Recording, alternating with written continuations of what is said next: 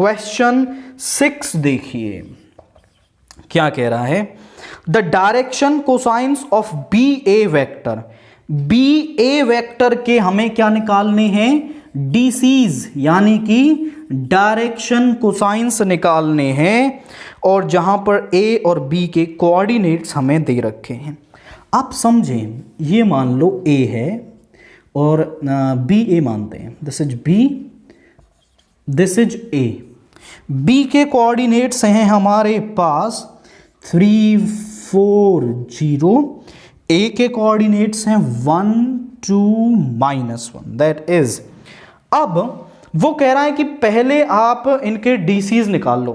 DCs के लिए हमें डायरेक्शन रेशियोज चाहिए।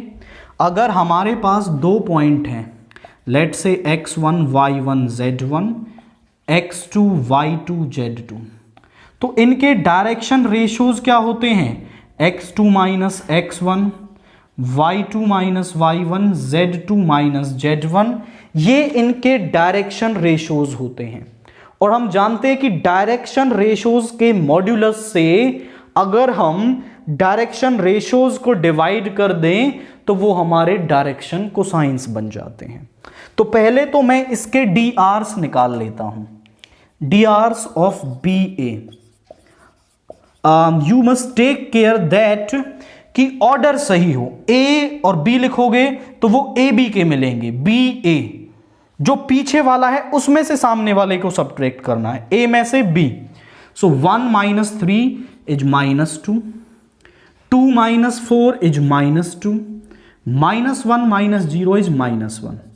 और इसका मॉड्यूलस निकालेंगे आप, बी ए वेक्टर का मॉड्यूलस वो होगा -2 का स्क्वायर 4, 4 1 यानी √9, दैट इज 3। तो जो डीसीज हैं, DCs of B A vector that are -2/3, -2/3 and -1/3, that are the DCs of this BA vector. Quite simple concept. आप पहले BA वेक्टर के DRs निकालो, फिर उसके ही मॉड्यूलस से उसको डिवाइड कर दो, एंड आफ्टर दैट आप DCs उसके लिए फाइंड आउट कर पाएंगे।